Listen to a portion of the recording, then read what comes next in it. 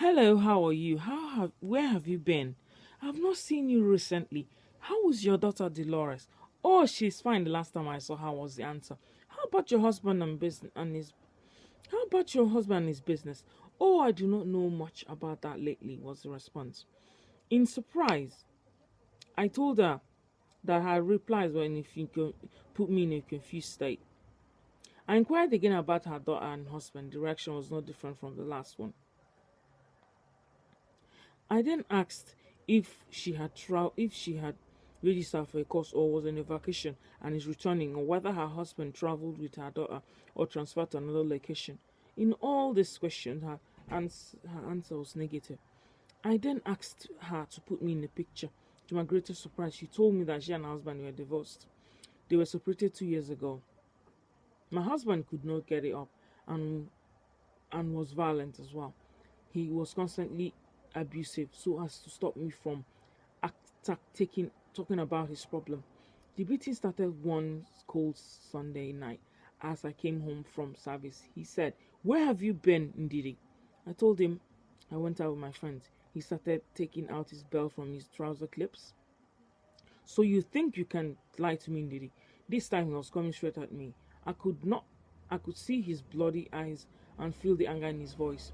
He remained calm for a while and asked me again, "Where have you been, Ndidi? So you think you can cheat on me?" I did not cheat on you. By the time he started slapping me, kicking me, dragging me, and pulling my hair, I shouted in terror, "Please, please, stop beating me. You are hurting me. It's my forbidding." I woke up from my dream. I was shocked at everything she told me. In astonishment, I asked her, "What exactly do you mean?" She said, "Just exactly what you heard. I should not have married John."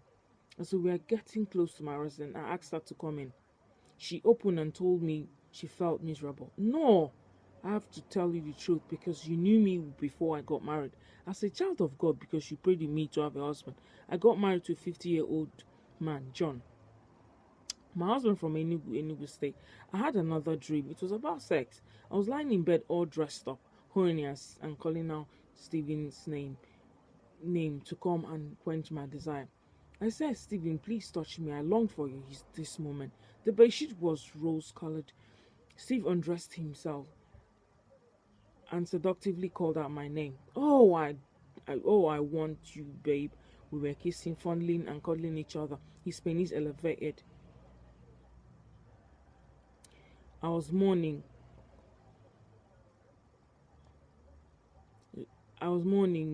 Moaning higher and higher. Tried to penetrate me. I shouted in ecstasy, telling him to go on. "Please, please, go on, don't stop." Pen, Steve's penis shrunk at that moment. The dreams should have opened my eyes. I looked at him in horror. Engagement was the love I thought we had. He sounded so passionate at the engagement party. The engagement party was great. I wore a sensible knee length navy blue dress. Once the excitement was over, it was back to business. He vowed to take care of me if I married him. Carol, my husband's sister, was over the moon. He had short temper, but I did not see it earlier. Also, on the other hand, my mother took me to lunch during the engagement, giving me a perceptive on life in the a perceptive a perception on the life in a golden fish bowl. My fiancé friends and I were acquainted. They took me to dinner. Perception. They took me to dinner. I was really surprised at the acceptance I received. It was awesome. I could not believe my luck. I thought how mistaken I was. There was a serious problem of choosing the church while my friend had a picked up St. Paul's Church. As for the wedding, the trickiest decision concerned the guest list to whom to leave out. The numbers were limited to 250. My sister was involved in the whole planning decision. The service was overseen by Bishop Obey and Reverend Nweke. "You were there when we wedded. To tell you the truth, it's better to say that I was not really married." I wanted to interrupt. She waved me to be silent or she'll go away.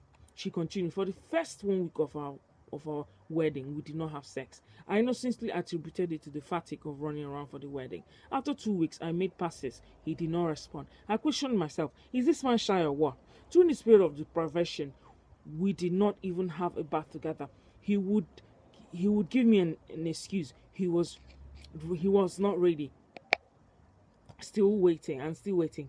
I would go in and have my miserable bath. He said in earlier, I have either I have my bath now or after he must have had his. I continued relentlessly to make a pass at him until he gave in to sleep with me. I found out that he cannot sustain an erection. I tried day and night, the same result. I cried to God to ensure that I have a child in the relationship. One day he succeeded in penetrating me and he hastily ejaculated. That mega attempt resulted in the birth of one of our daughters, Dolores. I could not understand that I want another child, and my husband termed me a sexy woman. I reminded him that we had sex only once over a year ago, and I did not permit him to calling me a sexy woman. Then he transferred to Imo State when my child was 6 months old. His visit henceforth cannot be called visit. He would come without buying us peanuts or bread. Even if I requested for what got for us or even his child, I will not see him in the house till the next day. He breezed in to announce that he will be going back to the station. Sometimes he would send a message through someone after visiting his head office. It was mandatory that he would rush back to his station. When I made inquiries, I found out that he requested for the transfer. I began questioning myself what was wrong with me or what crime have I committed to make my husband ask for a transfer. John came to our house and asked me for food. Where is my dinner, Ndidi? I thought I told you to cook by 6 p.m. Instead of facing the problem, I answered that I was feeling sick and nauseous and had not gotten out of bed.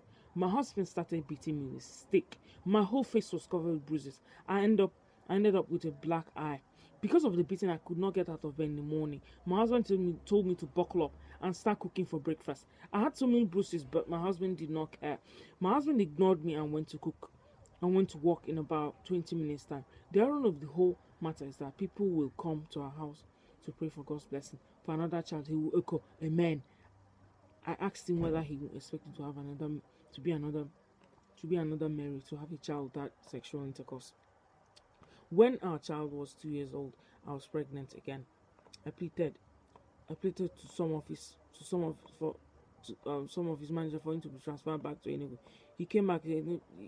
His attitude towards me did not change. One day, I boldly confronted him with our problems. This did not yield any good return. Due to the advice from his friends and mine, I encouraged him to tell me what I could do to make our marriage work. I went to tell his in-laws. They told me that the marriage is for better, for worse. And when my husband came back, he threatened me. If you don't like the way I treat you, leave this very minute. The problem did not stop at all. My husband brought his friends home and took them to our room. I was tired. The friends did not even lose their sleep. I asked my husband what he meant by this. My husband did not care. So he went into the room and shouted to them to leave our house immediately. He stood outside and was looking at his friends and me. His friend did not care. They were mocking me in front of my husband. I tried to talk back. My husband pushed me so hard with his elbow. I did not move my body and was hospitalized for 2 weeks. My husband came to the hospital and told me that I should behave myself from now on. I was very careful not to aggravate him. In my mind, I was scheming for an escape. After all the confrontations, I realized he avoided me like plague, so he will not have sex due to the problem of poor erections. I encouraged him to seek medical help. He agreed that he would see a doctor, but could not make any time for this. One day, doctor friend from our church visited us. I tabled the problem before him. He invited us to his clinic. I promised to accompany my husband. When the doctor left, all hell let loose. When he came back from Germany, I was trying to do my husband every command. I avoided my female friends because if John saw my friends, he would beat me so much that I will have a black eye and bruises. Still, the beating continued even when I was 1 month pregnant. The beating was because I did not make dinner. He said I have decided to disgrace him. I have no respect for him as my husband, the head of the family. To crown it all, he labeled me a sex woman. He gave me a hard slap and made me fall over and cry. I reported the matter to our pastor and it resulted to 2 weeks of not talking to each other. He no longer appreciated me. As a woman, sometimes I let my mouth loose and asked him if she should have married an old woman as he did not want to have children. My problem was that my husband had a problem, but he did not make any effort to solve it. My brother, I do not want to bore you with my troubles. This is my plight. I was in marriage without being married. After 5 years of harrowing marriage experience, I decided I could not take it anymore. Being married and yet unmarried, I decided to divorce him to have a peace of mind, cry no more. My husband did not do his matrimonial duties, and lack of communication built gaps and divorce. Whatever my husband said, I said yes, and already wrote my divorce papers. As I left the hospital, I went to my private family house that my father hides out in. I changed my number so that I will lose all contact with my husband. I also went to see my doctor, Ken. My doctor told me that the baby is alright. My husband said in an unrepentant tone, "Where is Ndidi?" My father got up and came back with a gun and said to him quietly, with a gun, and said to him with a gun in his hand, "What do you want here?" He told him he told him he did not know my whereabouts. "Never use that tone of voice. This is my house," was his reply. I waited for months and was filing for divorce. When divorce was finalized, I traveled to America. My father sent the divorce papers. My husband was surprised. His father-in-law arrived with entourage of armed men and a lawyer, all looking fierce. But he told me that he did not know where my ex-husband when my ex-husband signed the divorce papers. In 2 months, he signed decree nisi, decree and decree absolute. My ex-husband was scared at this moment and did not object. After arrangement and visitation rights was arranged when the child was old enough, and in this development, he never saw his ex-wife again. There was silence for 2.5 minutes. Then I asked, where did you leave your daughters? Who will take care of them?" "Well, his mother-in-law took them though. I can see them anytime I want because of our type of visitation rights, because of our type of visitation arrangement. He heard I got married in America to a medical doctor. My ex-husband was disappointed. Divorce is sweet."